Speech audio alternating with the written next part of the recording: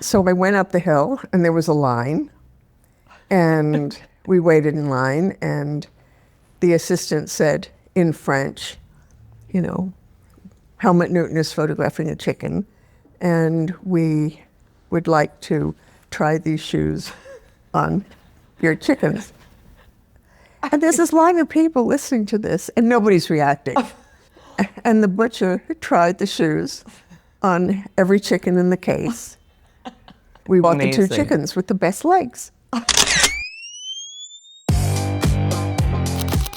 I'm Jill Demling, and this is Going Rogue. Today's guest is the legendary Vogue editor, Phyllis Posnick. Phyllis served as Vogue's executive fashion editor for nearly 3 decades and has long been referred to as a photographer's secret weapon, always bringing her stylish eye and witty personality to every image she touches. It's no wonder that her 2016 book, chronicling her work with celebrated photographers like the late greats Irving Penn and Helmut Newton, is called Stoppers. Every image Phyllis creates makes you stop and say, wow. Let's listen as Phyllis Posnick goes rogue. Hi, Phyllis and Karen. Hi, Jill. Hi, Jill. I'm very excited to have you both on today. I introduced you, Phyllis, at the top of the episode, but for anyone out there who doesn't know Miss Karen Mulligan, she is the agent and longtime studio manager for photographer Annie Leibovitz. And she also happens to be my best friend, so I probably would have been hanging out with her today anyway. So since many of the iconic images we're going to talk about today were shot by Annie, I thought it would be fun to have Karen join us, since she was not only in the room where it happened, she made it happen. But before we get to the stories behind the images, I want to start at the beginning and young Phyllis growing up on Long Island. Were you always into fashion as a young girl? Did you read Vogue? How did this all start? Yes, I was always into fashion, and I was obsessed with Vogue. And the thing that I loved about looking at Vogue was the travel that they did, because the town that I came from, I had a very happy childhood. It was a nice place. It was actually the F. Scott Fitzgerald East Egg and West Egg, because the town was the millionaires and the tradesmen. When I grew up, and my father owned a hardware store, so he was the tradesman.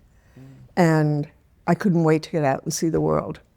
Well, that makes sense now, having worked with you for so many years and all of the trips you took at Vogue, all the spa stories, Asia, you went everywhere. And I was always like, oh, Phyllis is off again to another trip. Well, Vogue was like that too, because everyone traveled.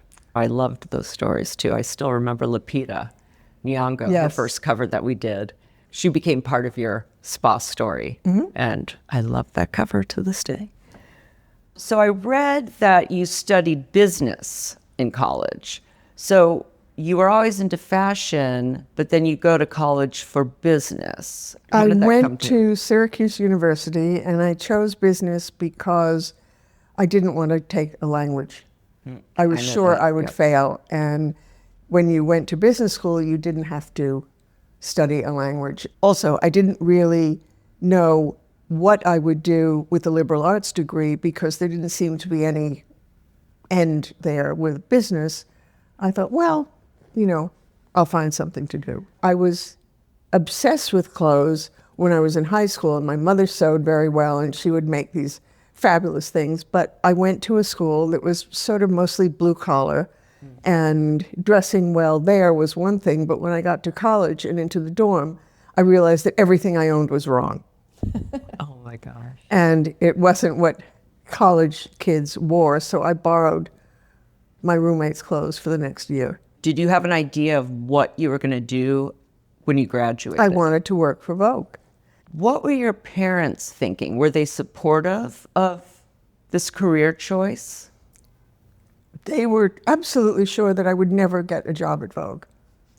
My father owned a hardware store. Right. I didn't have the right background. We didn't have money, which many of the assistants and the editors had at that time. And they just changed the subject. It probably made you so I stopped talking about it. Right. And you were definitely going to get a job at Vogue to prove them wrong, if nothing else. So you were like, I'm moving to New York City. I don't know how I was going to do it, but yes, I was going to move to New York City as soon as possible and see how I could get a job for Vogue. And then what happened? Well, I didn't. I was offered a job at 17 magazine, and I can't remember why I didn't take it, except maybe I didn't like the magazine. And then there was a company called Forfeit Rogers, which was lingerie, and they did Emilio Pucci collection, which was a designer lingerie. So I worked for them until my husband at the time, and I moved to Europe, to London. And at that time, were you upset that you were leaving New York? Were your dreams at the time? Oh, no, I couldn't wait.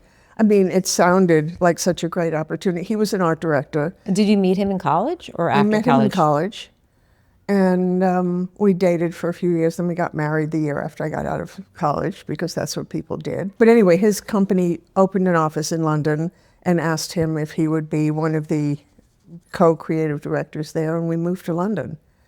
And I ended up working for J. Walter Thompson, for one of the directors there, and still wanted to work for Vogue. And my husband met someone at Condé Nast, and one thing led to another, and they got me an interview. I had an interview at HR, and partly because of my business background, people kept trying to put me in the business department of whatever creative job I went after, rather than the editorial side.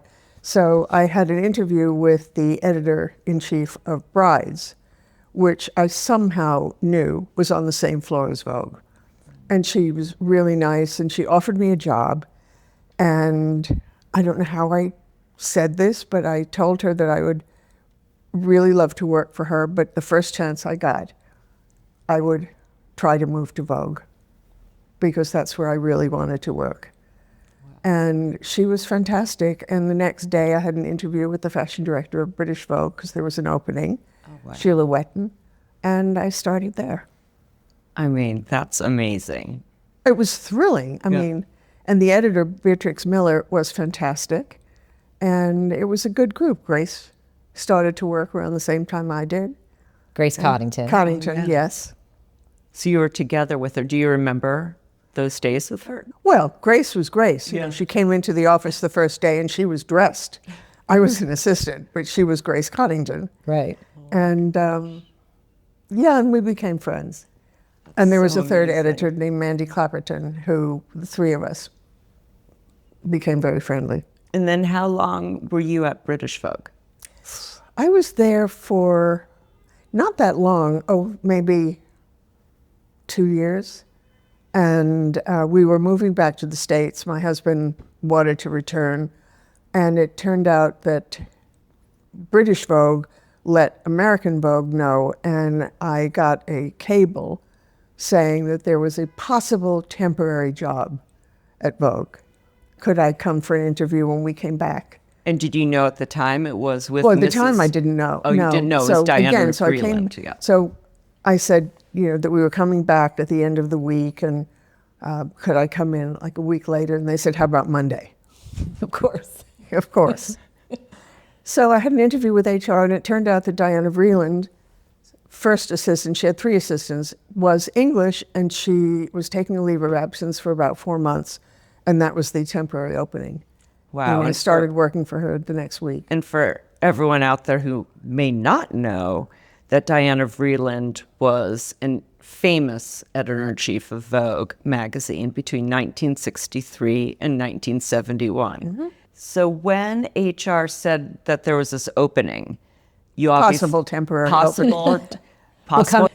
Did you had to meet Diana Vreeland first? I don't remember having to meet her. Maybe I met her, but by that time, Beatrix Miller had recommended me, and HR said okay, and it was okay as long as I could take shorthand and type and get along with her. And she used to dictate from home every morning for over an hour, and then the 3 of us would have to transcribe as fast as possible, because she came in very quickly. And of course we couldn't type all that stuff in time. No, but it was exciting to work for her. Interesting people came into her office. She had, the run-throughs were very theatrical, because the whole fashion department sat in the run-through as an editor presenting her clothes. Explain a run-through, Phyllis. A run-through is where the editor who's in charge of the sitting, which it was called then, the shoot, presents the clothes that she wants to use to the editor-in-chief. So everyone was in there. Everyone was there with an opinion. Oh my God. How long would they take? Would they take hours? We'll get to Grace Mirabella. They took hours. And Grace usually had her run-throughs on Friday afternoon in the summer. Again, with Convenient. all of the other editors as well? Everyone was there. That is wild. And then and you would be basically running through for the following week or the next couple of weeks or the shoots in that issue? Shoot by shoot. Shoot one by at a shoot. time. One at a time. And they So it took like wasn't- 4 hours sometimes. That's another story when we get to Grace. So I assume your love of Vogue, you had heard of Diana Vreeland. I had heard of her, but I didn't really know anything about her. Okay. And, learned very quickly when I got back to New York. But no, she was great. She was difficult to work with, but no more difficult than anyone else. But I do remember one day when I lived in London for 4 years, so I came back with a slight English accent. And she knew I came from British Vogue, and one thing led to another. One day, I guess we were talking, and she said something. She referred to me as English something, and I said, actually, I'm American. I was in London for 4 years. Well, that was the end of the honeymoon. She wanted an English assistant. Right. Oh, that is so. She thought she had an English assistant. Right. Oh, that's funny. So how long was that period? And then what was the next step? Because I know you left and then came back. Well, I think I probably worked for her for 4 months until her permanent assistant came back. And then there was an opening with Babs Simpson, who was Penn's fashion editor. Oh, wow. So that's how I met Penn. And Babs had done, or Mrs. Simpson as we called them at the time, had done all of the famous, iconic Penn shoots. Do you remember that first shoot where you were with Babs and Mr. Penn?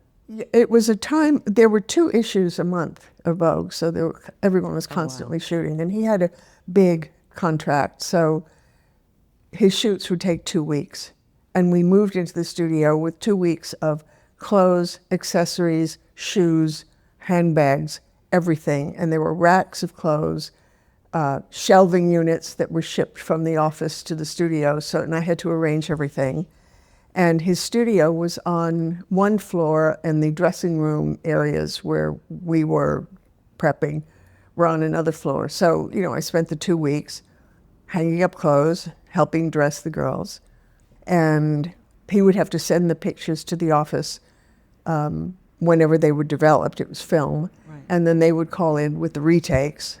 And this went on for 2 weeks. So I didn't really see him that much. He came into the studio in the morning and changed from his suit into jeans and an Issey Miyake shirt and sneakers.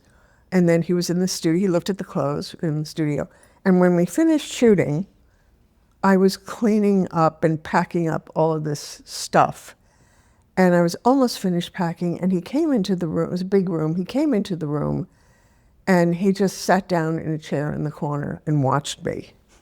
Wow. Nerve-wracking. Yes. A little nerve-wracking. And after about 10 minutes or so, he said in that soft voice, "Where did you come from?" Oh, my God. So interesting. It's very Penn, that. Right. Oh, my gosh. And so you just started talking. Well, I said British Vogue, Right. When was the first time that you worked with Penn?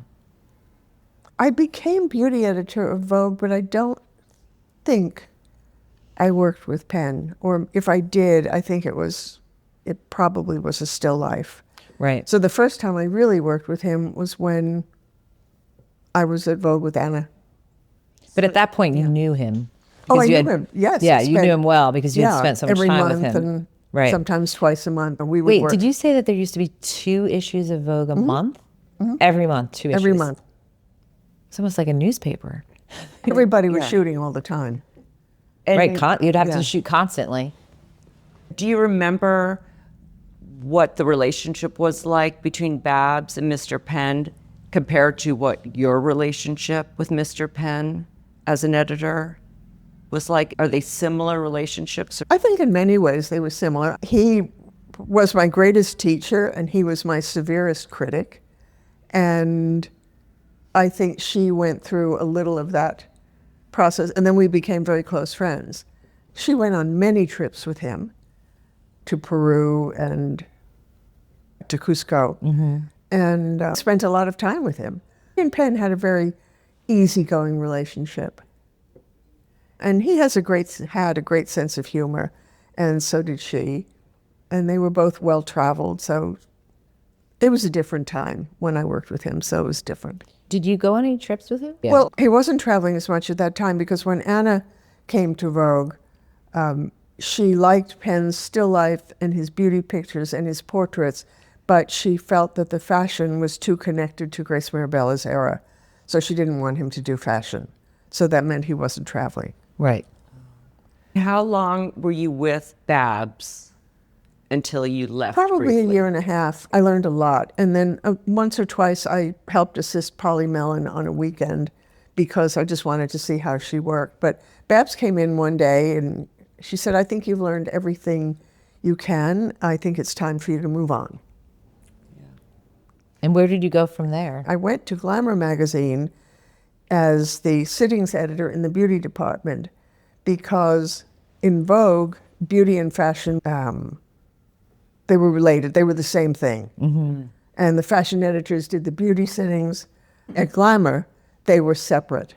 And also, Glamour had a new editor-in-chief, which I wasn't aware of. Glamour was a fashion magazine, so I thought I was going to a fashion magazine. It became a service magazine for working women. I still ended up being able to do some good sittings and a lot of sittings, and I worked with good photographers because they worked with Patrick Demarchelier. And right. Well, so that's interesting because when we were just having lunch, you were speaking about the changeover from Diana Vreeland to Grace Mirabella. So is that around the time Glamour became that magazine for kind of the working woman? Mm-hmm. Yeah. You're also talking about the reason Grace replaced Diana Vreeland, which I think's very interesting. There's a lot out there saying Diana spent too much money and that fashion was theater and she was out of touch or whatnot. What happened? Well, I think Vogue reflects what's happening in the world and in culture. And at the time that Vreeland was replaced, the era of working women was starting, and Vreeland was completely out of touch with that and had no interest in it. Not just out of touch, she had no interest in it. And Grace Mirabella was the one who believed in it, and that was her mission. So then you came back when Grace was at her... I came back from Glamour to be the beauty editor of Vogue, the beauty and health editor of Vogue. And that was when Grace was... That was when Grace, was already there. So that was 70s at that point, right? Yeah. Or oh, yeah. Mid-70s. Mid-70s. And had you known Grace before or come across her? Well, yes, her? because she worked for Vreeland. She was like the managing editor. So I did know her, and we got along very well. I think it was Alex Lieberman, who was the editorial director of Condé Nast at that point, who was behind bringing me back to Vogue. At that time, the fashion department did the beauty sittings. Polly Mellon was the one who did most of Vogue's beauty sittings, and she didn't welcome a new beauty editor who was going to do her own sittings. Of course. Right. Or shoots. So that was interesting. But I got through it. Polly and I became great friends. Right. So in the 70s, Grace is editor-in-chief. It's you in the beauty department. Polly's doing the fashion. Jade Hobson. And then Alexander, did he act as creative director and art director, or was it just...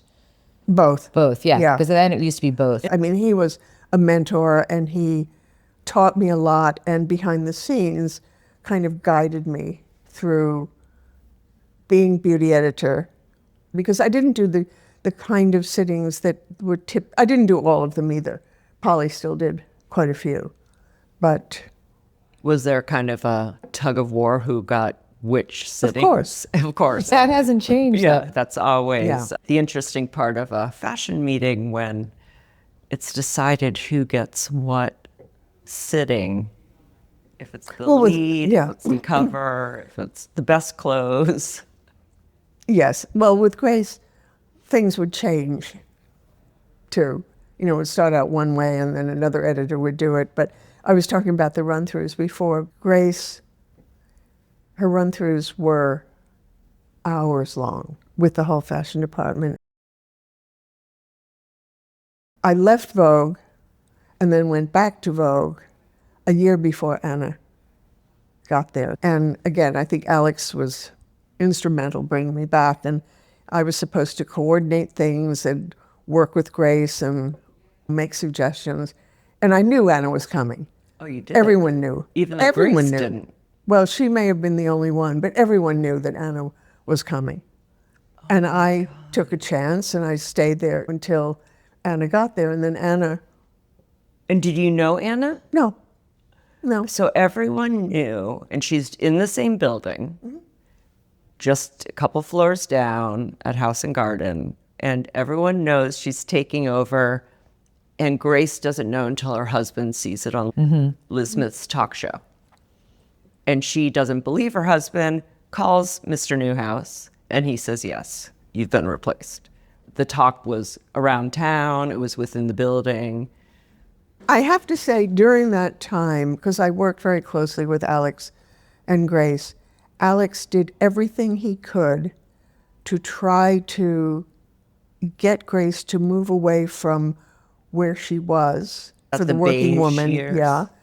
into working with different photographers and moving the magazine into a different era. And she just resisted the whole time.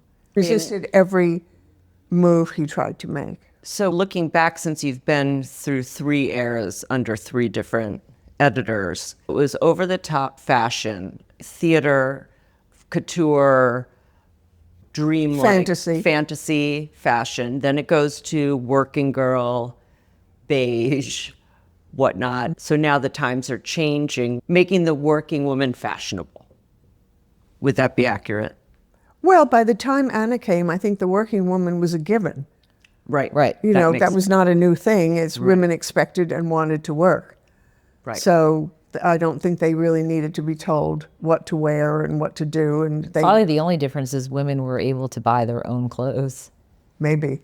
So they were more empowered. Definitely more empowered. That by the time Anna came, it was probably a combination of both Grace and Miss Breland. The fashion, the fantasy, escapism, coupled with here's this modern woman who can work, she can have a family, she can do all of these things. When I think of Vogue, late 80s, early 90s, it was aspirational and inspirational. Yeah, because we were entering the workforce. Correct. So we know it definitely wasn't a new thing to be working. It was... No, you assumed you were going to work. Right. There was no other option. Yeah. Exactly. So what was that transition period? Because sometimes people are concerned when someone new comes in that they're going to change up the staff. Was it because of your relationship with Alex Lieberman that you knew you were safe? I didn't know. No, I didn't feel safe at all. Anna interviewed me in an office at House and Garden, and she said, now, what do you do? So I was explaining what I did day to day, and I got to the point where I said, and I think I've got the run-throughs down to an hour, and she laughed. Because she had to sit through those endless... Right, so she knew. Yeah. And so that was the end of that. When she didn't know me, I think Alex encouraged her to try me out. And we got along, and she was very helpful and very supportive. Did any other big changes happen, even staff-wise? Oh, huge. Oh, yeah. Yeah. Miss Coddington came. Polly Mellon went to Allure. Not right away, but eventually. Several of the editors resigned because they were part of Grace's world and didn't want to work for Anna. And I don't think Anna wanted them either. Right. And what had you heard about Anna? She was at New York Magazine, so I knew her shoots, and they were great. They were interesting and witty and beautiful. I heard what everyone else heard. Yeah. And it was all true. Under Anna, at the beginning, I wasn't doing sittings. I was more coordinating, not a managing editor, but I was overseeing things that Anna wanted me to oversee. go look at this shoot, go look at that. I wasn't shooting. And nobody was doing beauty sittings. And I think Anna and Alex realized at a certain point they needed beauty that was advertising. And Exactly. so she asked me if I would try to do beauty sittings. And that's exactly what you wanted to be doing. Yeah, that's what I had done for Glamour, and I did them for Vogue. And is that under Grace where Mirabella. Mr. Penn came back? That's into where the Penn magazine? came in. But the thing about Anna was that she didn't like conventional beauty pictures. The subject of beauty is always the same. It's lips, eyes, age, hair, body. And so she'd seen it all, and she wanted to approach these in a more unexpected way. So, yes, that's when I started to work with Penn. And Alex walked me through it. We would have a meeting with Anna and Alex and the art director, and then Alex would talk to Penn and come back with an idea and then tell me, and then I would talk to Penn and we would execute the idea. And I have to say, the first few sittings I did with him were terrible. Really? Why? I didn't know how to work with him. And also Anna wanted to make a break with what Grace Mirabella had done. So before I'd go to shoot with Penn, she would say, don't let him do that.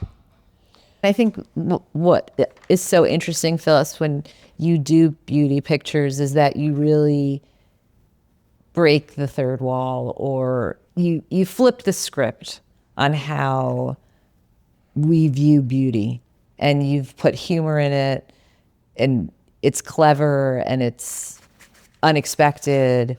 And I think that you probably set the tone for everyone else, because I think you and Penn started having people think about it doesn't have to be these traditional classic photographs, and it can be what you did with Penn, which I think is very interesting and different, and it changed. And I think in the 80s and 90s for Vogue, from memory, the pictures of Vogue did that for me. It changed how I looked at women, the world. With regard to culture, I think there was a lot more politics and reviews on books and theater and all of these things that I was so interested in. Yeah, and it wasn't was all, just a fashion. Yeah, it was just not, and fashion was part of it, but it was who you wanted to be and how you wanted to be. Penn had really interesting, spontaneous ideas, and he had a very good sense of humor. I did, to some degree, take beauty seriously, but how many moisturizers can you get excited about? Right. And how many different hair conditioners can you get excited about? So I kind of poked fun at them. And some of the things I did with Penn were, to us, very obvious. Like Nora Ephron wrote an article about aging and your neck. And there's an expression, she has a turkey neck. Right, I remember that. So we did a turkey neck. And then there was an article about safe sex. So we used a chastity belt. Mm-hmm. And when we did, this isn't beauty, but we did a still life to illustrate an article on picnic. Picnics mean ants. Right. And then there's a story about that. So we did all of those pictures. Feet are Dr. Scholl. There were some clothes that were introduced with sunscreen in them, and they were really ugly. And there's an expression, she looks like she's wearing a sack. Right. So we did a woman in a sack. And and I can go on. There's Right. a long It's like list of play on. spider veins. Correct. Spiders. And Yeah. how would those ideas come about? Well, you get an assignment about spider veins, and so you do a spider on a leg. That was with Steven Klein. Yeah. Some of the expressions I thought of, the bee stung lip, the one with the bee on the lip, was an expression that was used. And Penn was old enough, he liked all those old expressions. Right. Bee stung lip. And it was an article on collagen and big lips. So I said to him, what about a bee stung lip? So that was a picture, a bee on the lip. The pictures that I did with him and Klein were almost all to illustrate articles. We didn't just say, let's do a weird picture. No, of course. I just like to make pictures. I mean, yes, I love fashion. And you're a But storyteller. I love theater, yeah, and I love that's- telling a story. You were asking about what I learned from Penn, and he changed my perception of what was beautiful, for one thing, and he taught me to be prepared because he considered every single thing. We did fittings on the model that we were going to photograph on, and he would say, what is her hair going to be like? Is there something on her head? Is she wearing jewelry? What do the shoes look like, even though he cropped them all the time? Is she wearing gloves? Just to get an idea. And of course it changed when we got to the studio, but he taught me to think of every single thing. And he also taught me to think beyond the obvious illustration of a picture. And The literal. Right. the literal way, Right. yeah. I mean, from what you've told me and what you're saying now, it was a real collaboration. It's a real collaboration with every photographer. Right. But don't you think he was the first one that Yes. you really Yeah. felt like, I'm making my mark on this photograph as much as he's taking the photograph, that I'm contributing, you're contributing in a huge way. You're giving him the elements to make these photographs, but collaborating together. And I think that's what you've done with every photographer that you've worked with. True, it's still the photographer's picture. No, of course. They can't do it alone. No, but that brings me to the importance of a team, because everyone we work with, the hair and makeup people, Right. the models, I mean, if you change one element, the picture's different. It changes it, correct. Yeah. Yeah. And that's So- why we all work with the same people over and over again, because you start getting to know each other. You know what people or are bring capable. someone new in. Right, to shake it up. shake it up. Exactly, because you need Yeah. something fresh or new. I remember when Anna said to me, whoever Penn wants to shoot, get them. She wanted Penn in every issue. Was that the first time you started shooting celebrities with him? Yeah. I know you had strict orders that the celebrity must arrive alone. And that was not easy, except for the celebrities who understood the gravity of this opportunity. A Nicole Kidman, a Kate Blanchett, Philip Seymour Hoffman, they understood that this was an opportunity they were never going to have any other time. What were the celebrities like in his presence? Each one was different. Right. He didn't enjoy photographing actors because he felt that they would act for the camera, that he couldn't get past that to the real person.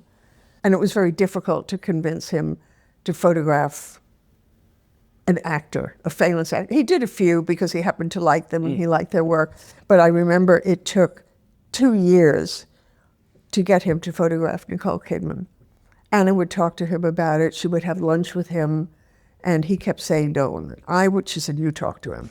So I would try to talk to him. Finally, she made The Hours, where she played Virginia Woolf. Right.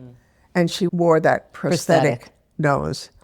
And I told him about it. To him, it meant she didn't have such vanity that she would disappear into the character. And then, of course, he asked his brother, Arthur Penn, if it was any good, because he didn't go to the movies.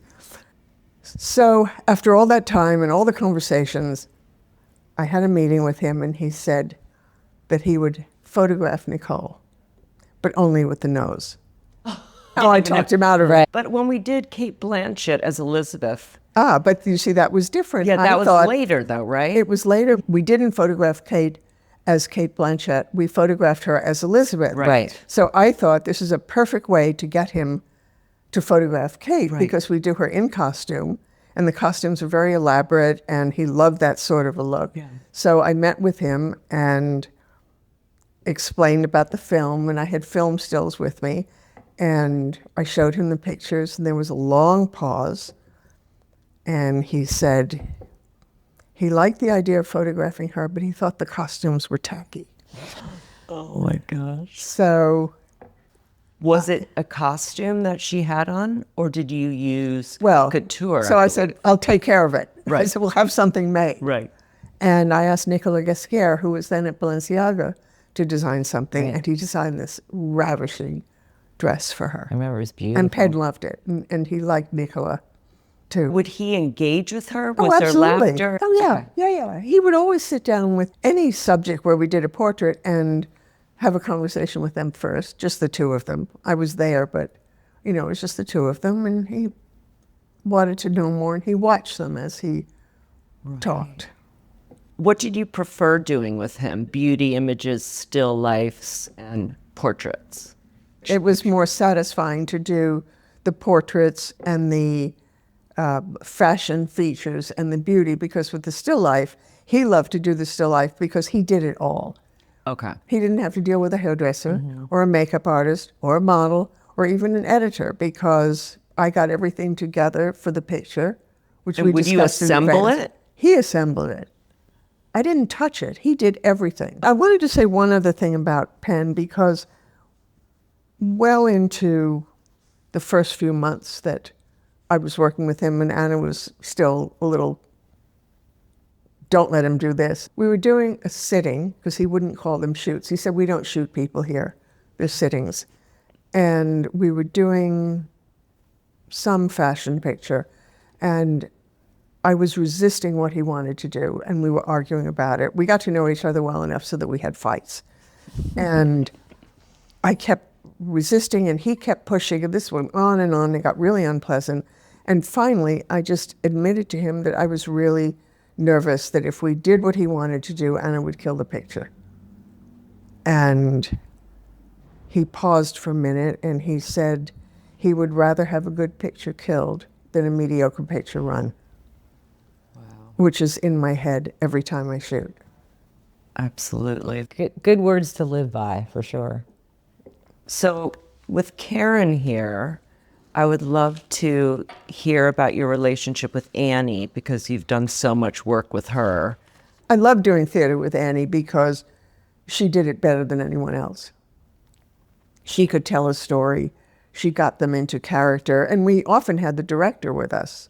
For the most part. Yeah. Back when we and first started sometimes the doing costume designer, because it helped on so many different levels. It helped make the actors feel comfortable and to get the right emotion out of them and maybe the right scene. So that made a Sometimes big we would difference. have sets, depending on when we were photographing the cast, which always didn't work, because sometimes we had to photograph them so far in advance they were not even in rehearsals yet, so they didn't even get into their character. So we were working so much in advance. I mean, I know Phyllis always tried to do it as close to the actual show opening, or at the very least, at least while they were doing rehearsals. But there were many shoots that we did that you would know what the costumes were going to be and had to find something similar. The costumes weren't even made.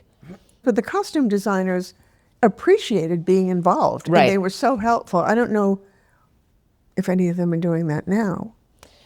Well, I think now with theater, you're doing it so far in advance. True. The one we did recently was Denzel Washington and Jake Gyllenhaal for Othello, and we were able to photograph them with the director, Kenny Leon.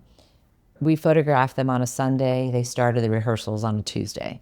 So they already had started to experience and understand their characters. We couldn't use their costumes, but they just dressed how they would dress if they were in rehearsal. So that's what we did a lot too. Yeah, and also Denzel is a particularly good subject because we photographed him. For Fences. Yes. And those with the Kenny as well. costumes? Yeah, that was in costuming. Yeah. That was the other thing, is sometimes we would get a prop if we could. Or the best case scenario, they're off Broadway, moving to Broadway, and you're able Right. to. Well, that's what was Hamilton. Yeah. So we had all the costumes but that was early on to photograph them. It was. They had the great success at the public, but they were just about to go to Broadway. How does prepping for a shoot with Annie differ from Penn or Helmut Newton or Steven Klein? Does she have a specific process that you almost had to learn? Yeah, you have to learn with each one, because so much of the time I was doing a picture to illustrate an article, that we dress the picture. So unlike fashion, where you have a narrative and you're showing coats or Right. evening or red carpet or something. Right, it's the reverse. The It's the storytelling reverse is because, inside yeah, out. the storytelling. So I dress the picture to help tell the story. Right. But I think you dress the picture to tell the story, whether it's a story that's written or it's a story that you're creating. Well, that's true. So I think it's But the 'cause same, Annie's it's just a pictures, different. yes. I mean, Annie's stories, it starts with the story.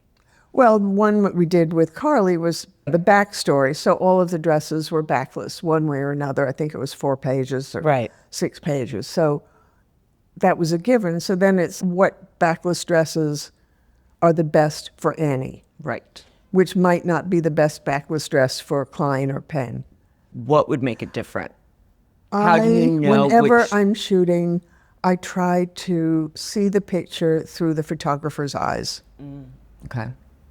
Rather than make a statement, it's Vogue or this or that. Right. I look through the photographer's eyes, and each one has a different point of view, and that guides me to choose. Wow. That's a gift. You're actually thinking about their specific picture. It's always their picture. Right. Wow. Then the other stories we did were the shape stories, which I thought were so interesting because if there's always a pregnant woman, I don't think we could do an issue called shape anymore. Right. But, I know. you know, it was thin, voluptuous, pregnant, athletic. And in those portfolios, we did a lot of athletes. And you and Annie did the most famous Melania Trump portrait, which only you, Phyllis, would put Melania Trump in a gold bikini. The interesting thing about the portraits that Annie did with Phyllis, I think when they did those pictures at the time, they knew they had something good, but I don't think that they realized until later that the photographs they were taking were incredibly iconic. And I think that there were probably always challenges and difficulties when they were doing the shoots for a variety of reasons. For example, the Melania, it was supposed to be her for pregnant for shape. Donald Trump shows up unexpectedly. He ends up in the picture. Phyllis gets her in the gold bikini. She's standing at the top of the stairs of their private plane. So it's like the birth canal. He's at the bottom. It was so spontaneous because I don't even think that was kind of one of the ideas. Like the bikini, yes, well, but... it was the idea to photograph her on the steps of that plane. Right. And then we thought Trump gold, the Plaza Hotel. Correct. So we wanted her to be a gold woman. So I had a bunch of gold bathing suits, and I had some one-piece bathing suits. You know, I had different bathing suits. She liked the tiny bikini. Right. Thank God. Yeah. And then I had a couple of kind of very filmy, flimsy coats because Annie never met a coat that she didn't like. We know Right. that, yes. And Layers, so layers. she had that on her arms, and we had her in place, and Donald Trump showed up. And it's like, what the fuck are we going to do with him? Because, you know, he had an opinion. And we had that car. It was his car. His car. He showed up in So that we car. What asked was it? him- Like a... Goldwing, wasn't it? Yeah. So Annie asked him to go sit in the car, and he liked being in the picture. Right. So that solved 2 problems. Exactly. So that reminds me of another time a famous man crashes a shoot, and that was when we shot Angelina Jolie for the cover of Vogue. You were styling it with Annie, and in the middle of the shoot, Brad Pitt shows up. We were shooting where their planes are kept in Barstow between LA and Las Vegas. And it was actually the first time Angelina had flown her plane alone without her instructor. And I don't know if it was day 1 or 2 when Brad flies in, I guess, to say hi. Yeah, he flew in himself because we had asked for him to be in the story and he didn't commit to it. So we didn't know if he was going to show up or not. And we were kind of ready if he showed up and also okay if he didn't. Right. Yes, he flew himself in and there was a motorcycle, I guess, waiting for him at the end of the runway and got on a motorcycle and drove the motorcycle into the shoot. And Brad Pitt comes into a shoot on a motorcycle, everything stops. You know, but that is the thing that is amazing about certain Hollywood stars. Well, also, he did it because it was Annie. Right. Right. So Yeah. Because wasn't just he do knew it. her. And, Yeah. Well, I we think should he trusts start her. at the beginning of that shoot because that was a very difficult shoot. Karen and I have spoken about it in one of my episodes, but I remember being at the L'Hermitage with you with the clothing for the fitting. And it was the January issue, And Anna wanted this to be a New York collection story. And we both knew this was going to be a tricky one. But when she showed up, I remember her saying, I just had a baby. I want to look sexy. I want the motorcycle, the leather pants, the red lip. And you and I looking at each other thinking, this isn't Maxima. How are we going to do this? And I went out with your assistant after that fitting to get tank tops, trench coats, leather, whatever we could get, because the shoot was the next day in Barstow. I remember her wearing leather pants, a tank top, and slip dresses. A gold dress. Yeah, and you found a great trench coat that she had too. That was the rag and bone from the store, right? Which was good. It worked. But when that happens, what are you thinking? The shoot's the next day. You have a directive from Anna that this is the New York collection story. What do? You have to solve the problem. That's what you do. And did you tell Anna what was going on? I don't remember. Probably not. Yeah. It's not doubt. good to sort of warn her that Right, the shoot because then would be she a comes disaster. in looking at the pictures. Things are falling apart. Yeah. Well, but isn't that always the Hi, case? Anna, it's falling apart. Well, because know. also when you let her know something's not going well, she's going to look at the images with that in her head. course. Right. But also, it reminds me of something when I was an assistant 1,000 years ago. An editor had come back from a trip to Hawaii, and everything had gone wrong. And she was telling Alex Lieberman, you know, it rained and this happened, that happened. He said, yes. He said, fine, but don't bother me with that. How were the pictures? Right. Right. Part of the process. Yeah. You just don't want And then when anyone to everything know. goes well, the picture gets killed. Right. Yeah. So with Sometimes. Annie, what are some highlights of your time? I mean, Both the of other you've one worked that together became so much. iconic was the Simone Biles. Yeah.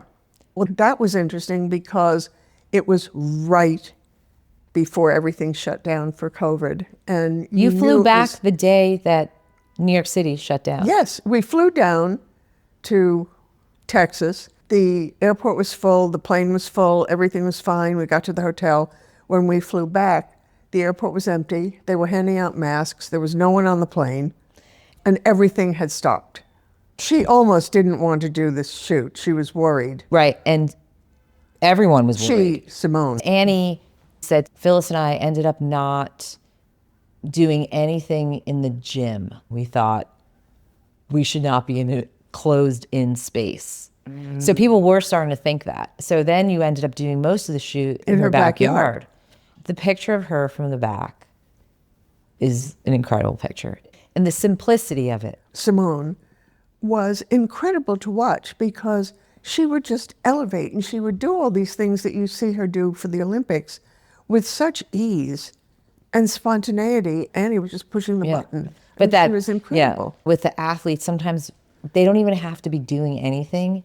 It's just the simplicity of a portrait. And just standing there, you see her strength and her beauty, and it's just incredible.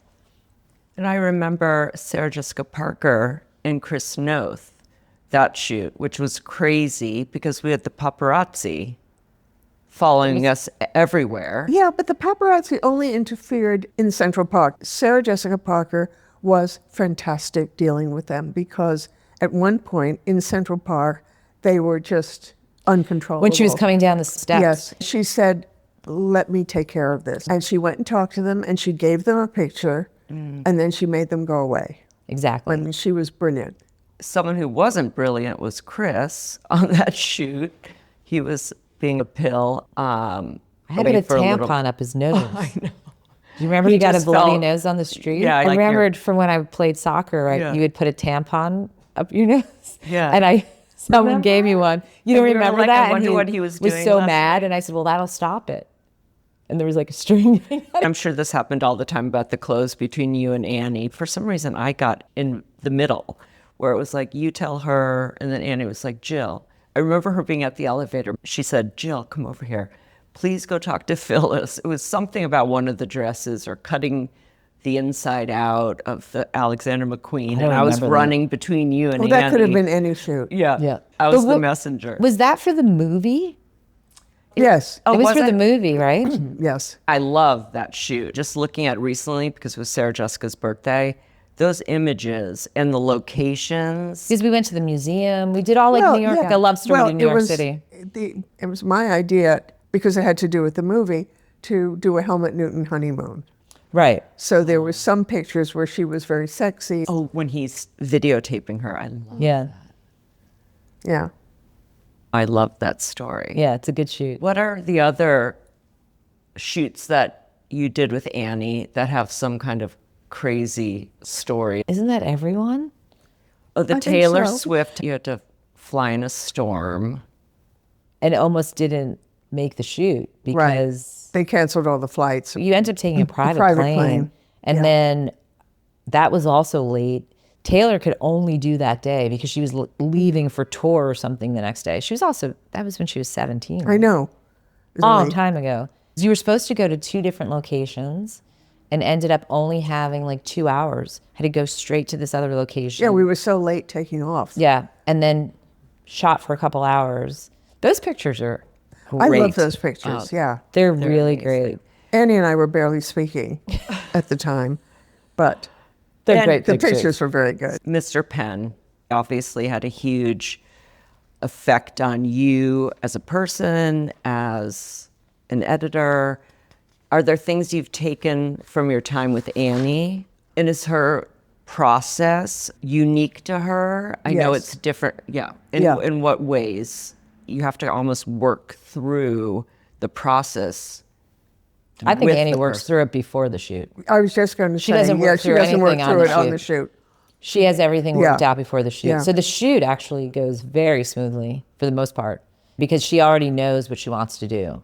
And she works very quickly, really, because she has it in her mind. What's the kind of process story. up till that point? We had meetings, conversations, show her pictures of the clothes, talk about how she wants to do it, and Locations. yeah, location. What's the story? Because there's always a story. Right. Even if it's two Even if it's- pictures. exactly. It's a story. What's that story? Unless the it's like thing a that straight Annie portrait. does that I think is fantastic is that when we're photographing a personality, it doesn't have to be, it could be a writer, or she is so intelligent and she really does her homework and she talks to the subject, first of all, very personally, but that's so well informed that it helps make a connection to make her get a better picture. Because for the most part, she's meeting the subject for the first Yeah. time on that day that she's photographing them.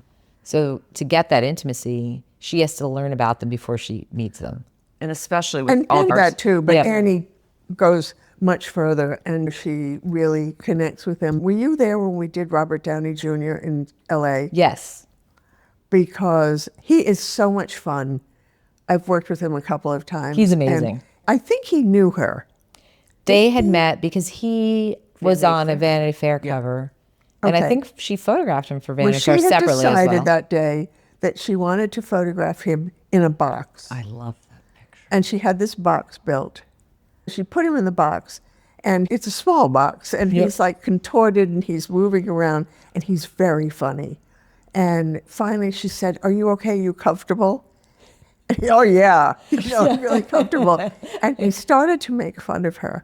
Not make fun of her, but tease her. And everybody, the assistants, everyone was screaming, laughing, but not laughing out loud. And he was still trying to deal with him. And in the end, she didn't do the box, but it was so much fun to watch him Yeah, he's great. dismantle the whole No, exactly. idea. With Annie, didn't you shoot Helmut Newton? We did. Absolute Vodka had a 10-year anniversary, and they photographed influential people in different categories. So we photographed Helmut Newton, Gore Vidal, Spike Lee. I forget who else. But anyway, so we were going to photograph Helmut Newton, and Annie wanted to photograph Helmut with one of the Adele Rothstein models that he used. Those were the mannequins he used. And so Annie said to me, she said, call Phyllis and see what we need for the Adele Rothstein mannequin. You had told me those were the mannequins he used. There was a specific place we had to get it, because that was the picture, and Annie spoke to him about it, and he goes, I like that idea. The picture is Helmut photographing this mannequin. So I asked Phyllis what we need, and she's like, well, you need a pair of high heels. If you use a fur coat, it should be this type of fur coat because we want a fur coat. If it's sunglasses, it has to be just sunglasses. We needed a red-haired wig. You told me where to get it. And we were doing the shoot in London, so we had access to all of these things. What Phyllis didn't tell me was that some of the Adele Rothstein mannequins, the foot is flat, so you can't get a high heel on it. So that was challenging. And about the merkin, to have the vaginal toupee because the mannequin was nude. And we thought the fur coat would cover it, but it didn't. But anyway, Phyllis gave me a very good roadmap as to what to expect. And when Helmut walked in and he saw the mannequin dressed and with the fur and the glasses and all kind of very done, he said, this is really good. This is great. This is perfect. Because that was going to dictate the shoot if we messed something up, and Phyllis gave me the great roadmap for it. Now that we're on Helmut Newton, he is another legendary photographer that you collaborated with for many years and did incredible images together for Vogue. What is the process like working with Helmut Newton? Well, Helmut is another photographer where you really have to be prepared, like Penn, because Helmut, sometimes he'd only shoot one roll of film. And once he started to shoot, he didn't welcome any interruption. He did not want you to change the shoes or fix the hair or do anything. So you really had to know what you were doing. Wow. He thought it through before we got there. We had many conversations, and we knew what we were going to do, and I showed him pictures of the clothes, but you really had to be prepared. So is that similar in a way to Penn and Annie as far as the picture pretty much being set when you show up that day? Penn wasn't as set as Helmut and Annie. And I didn't always know exactly what Helmut wanted to do, because I remember one time we were doing a shoot, athletic shoes. I said to him, why do you want to do athletic shoes? You like heels. And he said, well, everybody's wearing them. So, let's do it. We were going to Monaco. And I said, where are you planning to shoot? And he said, why? Do you want to take the picture? You're like, it would be nice to know where. I said, okay. Funny. But he was very funny, and he had great ideas. What was his demeanor compared to Mr. Penn? Oh, Helmut was fun. Okay. I mean, he was serious, Yeah. but he was fun. And he liked to finish in time for us to have a late lunch Oh, that's convenient. in the town. But Helmut could shoot anywhere. I remember one time we went to Monaco and we were going to shoot, as he called it, in nature. And we woke up and it was pouring. And it was a picture where we had brought this huge new bicycle machine. We were doing it with Kristen McMenemy, and it came from out west someplace, was shipped, it weighed 1,000 pounds, it was shipped to Monaco, and it was sitting on the back of on a flat back truck, and it was pouring out. So he said, I'll call you back in a couple of hours, and he ended up photographing it in the garage in his building, which is one of his favorite locations. But Helmut could shoot anywhere. Wow. I remember one time we were in LA and doing a couple of pictures in a small hotel room. And we ended up doing a bunch of extra pictures. I had extra clothes he wanted to shoot. I said, how can you take so many pictures in this little space? Because there's nothing to work with. And he looked at me and he said, I'm a real photographer. Oh my gosh, that must have been so amazing. It makes me think, when you photographed Nicole Kidman, what was she like with both of them? She's Nicole. She's fantastic. She's very good with people, and she picks up on what they want. And, Yeah. the process was different, but she made it easy. One of my favorite pictures is Praise the Lard. Yes. And you were telling us over dinner one time the funny story about trying to find shoes for... Well, I was going to Monaco to do another shoot with him. And a couple of days before we were ready to leave, Anna said, we're doing a food article on roast chicken. Do you think Helmut would do a picture of a chicken? So And that's all you were given as of the Yeah. assignment. So I knew that Helmut loved chickens. He loved to photograph chickens. Alive chickens. No. Oh. No, for a roast chicken. Okay. Penn liked to photograph live chickens. Helmut liked to photograph chicken. He did one picture for Perry Match where I think it was Regine's hands pulling the chicken apart, cooked chicken. So he had done chickens a few times, so I knew he liked chicken. So I called Helmut and I said, Anna asked me to talk to you. And I explained what the idea was about this roast chicken. And I said, would you be interested in doing a picture to illustrate the article? And there was just a slight pause, and he said, I've always wanted to photograph a chicken in high heels. So I said, okay. And Anna left it up to you and the photographer. Totally. So we didn't have time really to do much. I called Fiona Doan, our Paris editor, and she went to the doll museum in Paris and got 4 pairs of doll shoes and sent them to Helmut. And he liked 2 pairs. So by the time I got there, he had 2 pairs that he liked. And I got off the plane, went to his apartment, and he was waiting for me with his assistant because he wanted me to take the 2 pairs of shoes to his butcher up the road and try them on the chickens. Oh. So I did. Is this butcher used to this type of thing? Well, he knows Helmut. So I went up the hill, and there was a line. And we waited in line, and the assistant said in French, you know, Helmut Newton is photographing a chicken, and we would like to try these shoes on your chickens. And there's this line of people listening to this, and nobody's reacting. And the butcher tried the shoes on every chicken in the case. Oh my gosh, that is so And we bought amazing. the 2 chickens with the best legs. Oh, I love it. Is that one of the crazier stories, or? It's one of the funnier stories and one of the crazier ones for me. I mean, sure, I'd love to go and try the shoes on a chicken. Yeah, it's in this just so case. matter of fact. He was very funny. No, the other story was, it's not like that, but we photographed Daria.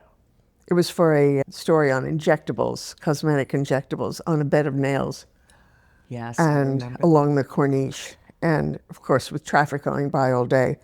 And we finished the shoot, went back to the hotel. I was packing up, and he called me. It must have been around 7 o'clock. And he said, I just got the film back. June told me that we should have shot it at night, get the bed of nails back. And that was in Nice. And of course the place is closed. And somehow my brilliant assistant managed to track down the guy in charge of the place. And Nice is an hour away. Brought the bed of nails back, put it back on the road at night, and did the picture. And she's really lying on it. Well, we put a pad between Yeah. her and the bed of nails. We didn't, all of the models, Carly and Trentini, and who did all of these sort of over-the-top pictures, they all knew what they were getting into before the shoot. I mean, we never surprised anyone or did anything unexpected. They all agreed to them before we did it. Well, they probably knew that they were One or being two people said photographed no. by Oh, yeah, a of course. legend. No, they knew it was Helmut or Steven Klein. And one story that I really loved when I was looking back through your book is the machine age. Well, that's the machine that we had on the flat back. Okay, which one is this one? Her on the floor, cleaning the blood with the outline. Well, again, the beauty department was doing an article about making your knees look better. Oh my gosh. So I called Helmut and I said, the beauty department is doing an article about knees and making your knees look better and injectables and this and that. And I said, would you be interested in doing a story with women on their knees? Of course. Of course. So how did So you that's what come that up was. with that concept? What, on their knees? Yeah, of scrubbing blood off. Oh, that was the floor. Helmut. I mean, No, I just, said to him, think of things that you want to see women on their knees doing. and he said cleaning the blood off their murdered husband. Well, wiping up the blood, he didn't get that Yeah, specific. Of course. And was there ever a time you had to say, I think that's pushing it too Never. far? No, I would never say that to Helmut. there was no way that he would push it too far because Anna knows his pictures. Right. I mean, he did some very borderline pornographic pictures, but that wasn't for Vogue. It was his private work. You've said that Anna was very supportive. Yeah. Oh, yeah. Of your work with him. But she loved Helmut, and they were friends. And like Penn, she wanted his pictures in the book. And Anna has a great sense of humor. And Helmut's pictures, I mean, those pictures were funny. No, I know they are. With the chicken with the high heels, I didn't tell Anna what we were doing. I did say, you're either going to love it or hate it. And But she I loved think it's it. going to make you laugh. Oh my gosh, that's amazing. One other thing about Helmut, the pictures were his. You know, it was where he wanted to shoot, and we developed the ideas. But sometimes as we got to know each other, he would see that I was thinking about something to do with the picture. I'd never interrupt him. And he'd say, what are you thinking? And I'll say, no, it's okay. He said, no, tell me what you're thinking. So I tell him what I was thinking. He said, that's a really dumb idea. And then sometimes I'd see bits of that dumb idea working themselves into the picture, and it taught me to trust my instincts. Yes. So that was a big lesson what from him. you did, these images are so iconic. And I definitely see you in a lot of them.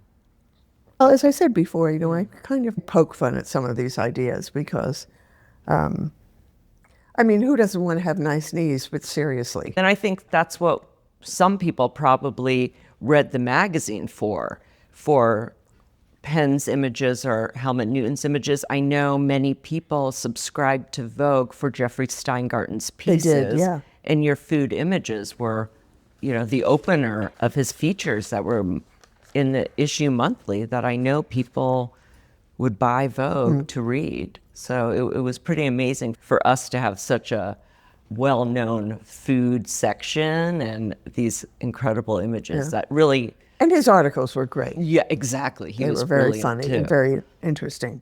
And it was a stopper. You Yeah. did stop to look at those images that you were part of creating. So Steven Klein, you've done a lot of work with him. And in my mind, I think of him closer to Helmut Newton than to Irving Penn. But it's almost like maybe he was a step farther in his vision or the darkness. How would you compare? It was a different kind of, it was dark humor. Stephen has been quoted to say, Phyllis always approached the pictures in a cinematic way. She was always interested in getting the right clothes for them as opposed to getting fashion for them. And what you say about Stephen, his pictures are twisted, but they're powerful. The women in them are very powerful. We never really disagreed, except sometimes on the clothes. Stephen was always pushing it to extremes, and I'd say, it's already extreme. He'd say, but it looks so normal. And I'd tell him, trust me, it's not normal. Knowing both of you, it's such an interesting pairing. It's such a brilliant pairing. Well, Stephen and I became very good friends, and we trusted each other.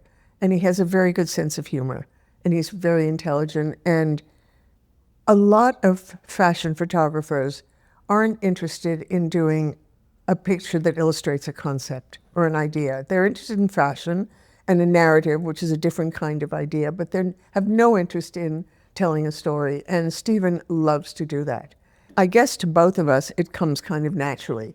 The pictures aren't illustrations of the article's theme. It's more an interpretation. And we try to make them playful. I mean, I hope other people think they were playful or shocking. Right. And after we worked together for a while, I realized that we could do almost anything, any kind of picture, if the model looked like a beautiful Vogue woman. And as long as she looked like that, You could push it. she was a woman. Yes, because she was relatable, and she just happened to be a beautiful Vogue woman in a very unexpected situation. To say the least. Yeah, or an unusual situation. And Anna encouraged this. You were talking about mentors. And in her way, Anna has been a mentor as well, because she gave me such freedom. And I started to do the pictures. And as I said before, beauty subjects are always the same. Anna wasn't interested in conventional beauty pictures. So she kind of silently encouraged me to take chances, and the more I got away with, the more I pushed the boundaries, which Penn had taught me too. So each time we did something a little outrageous, like when we photographed Trentini in a meat locker. I told Anna Steven wanted to photograph her in a meat And locker. what was it was that illustrating feature an about? article about products that protect you from the cold. But it was summer. It was still hot in New York. So we couldn't go outside, and Steven wanted to do it in a meat locker. So I went to Anna and I said, Steven wants to do this picture in a cold meat locker. She said, fine, try it. Wow.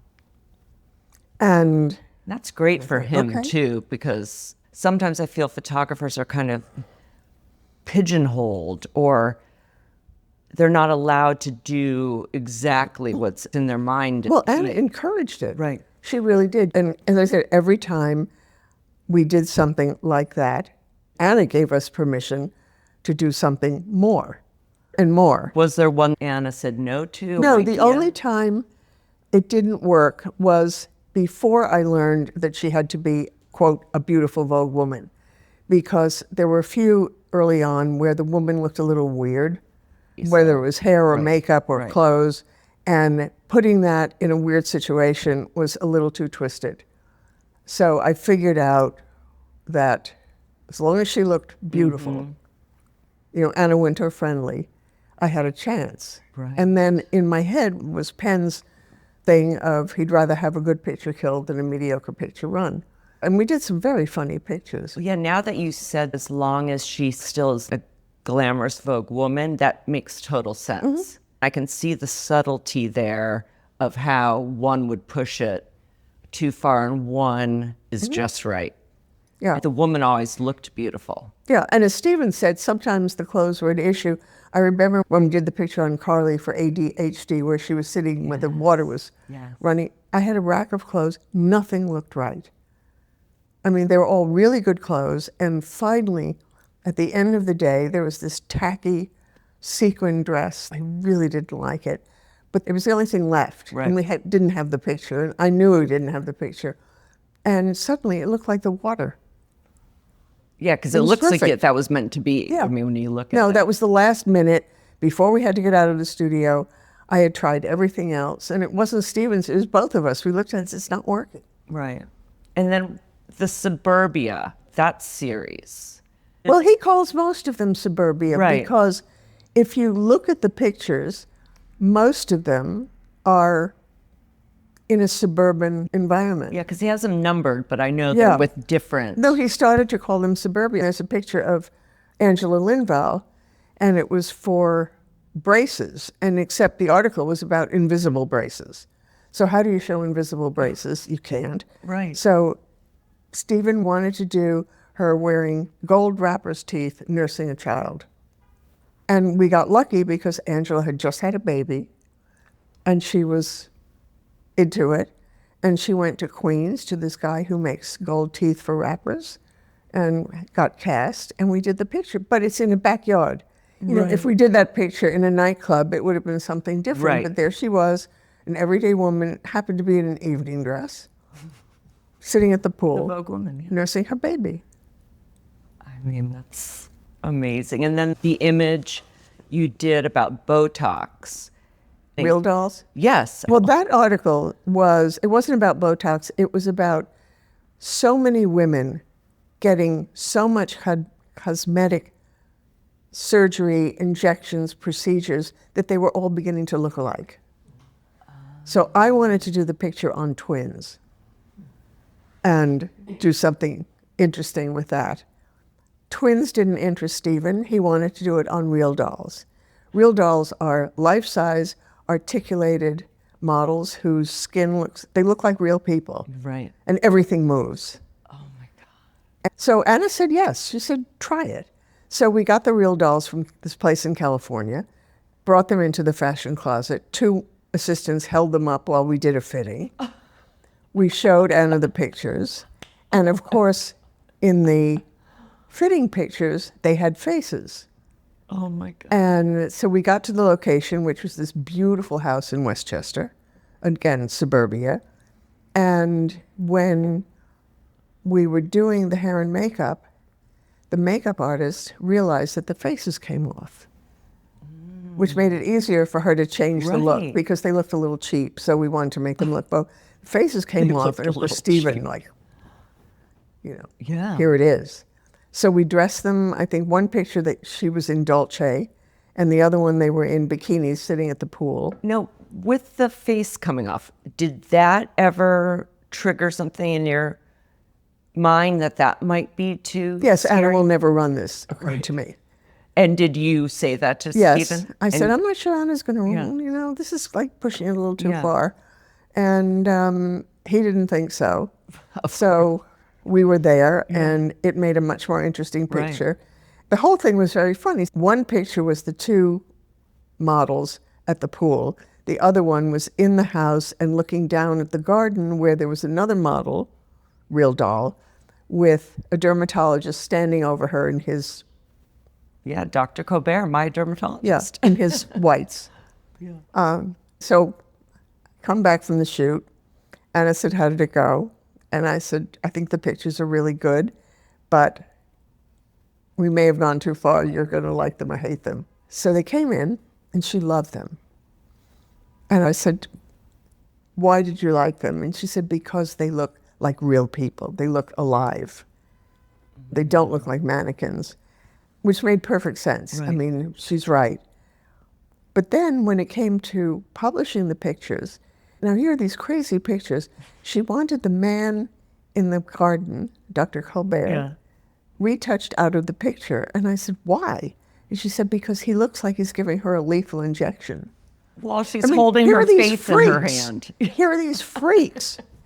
I mean, You never know. But they ran, and they were great yeah, pictures. they're amazing. And only Steven could have done that.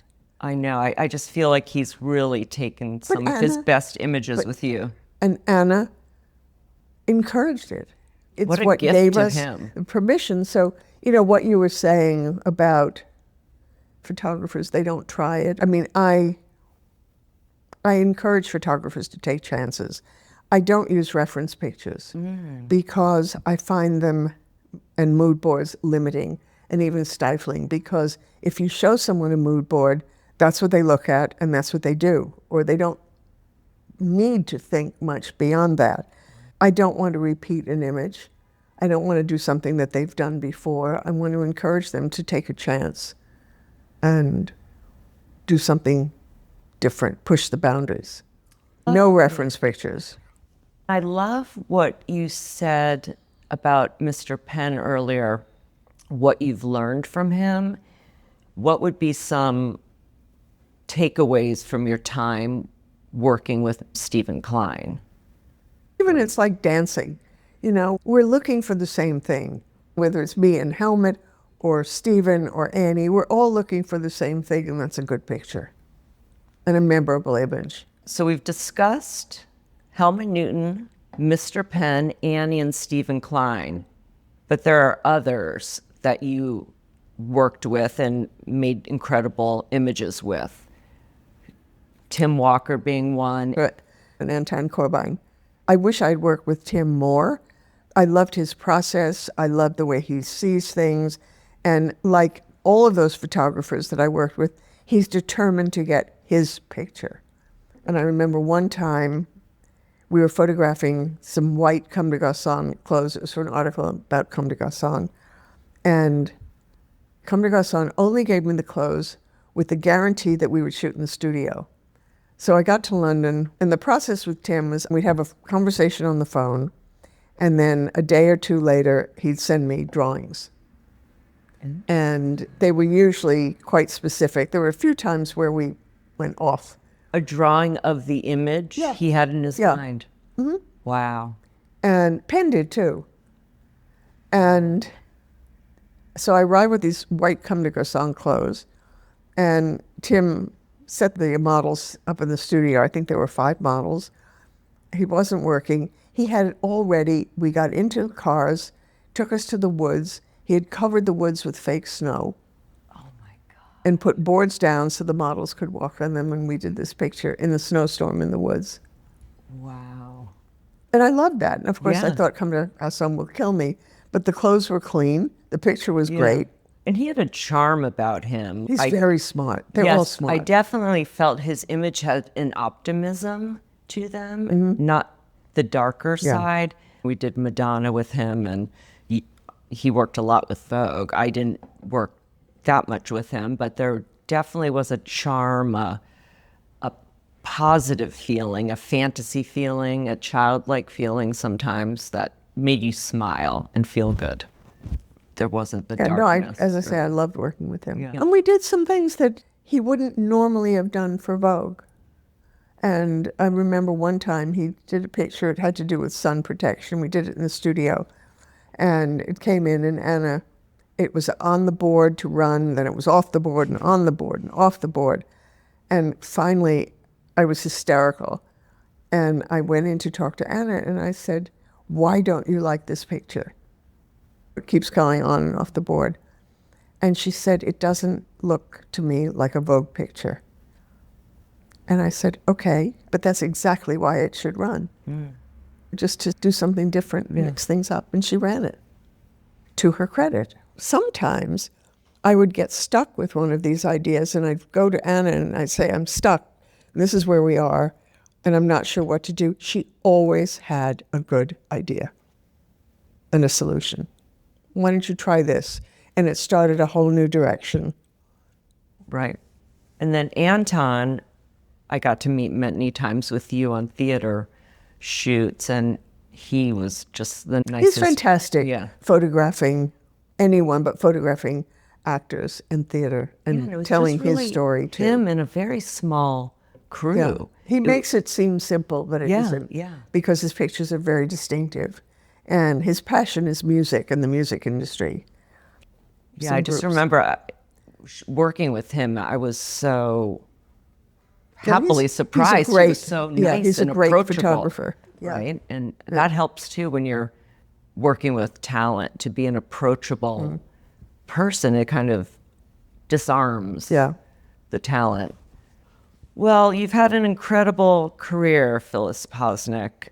It was so amazing working with you at Vogue. I always had so much fun. I learned so much, and you stood your ground, and that was something I looked up to, how you were able to fight for your images, fight for the photographers who worked with you on them, and not give up. And that was something that I definitely tried to emulate as much as I could. Oh, thank you. So now I just want to ask you a couple questions, just looking back at your career that you're still in the midst of, obviously.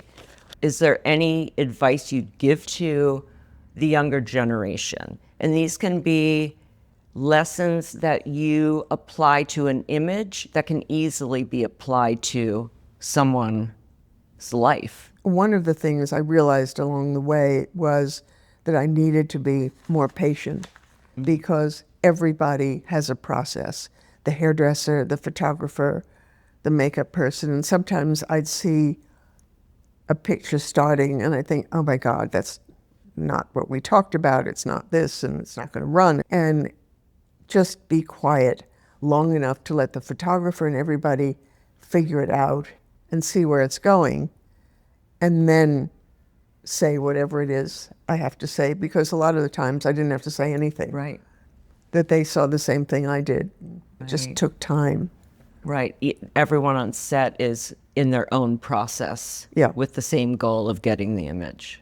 But I think some of the young stylists, people are in so much of a hurry that to them, it's more important for them to do as many shoots as possible and work all the time and do this and that.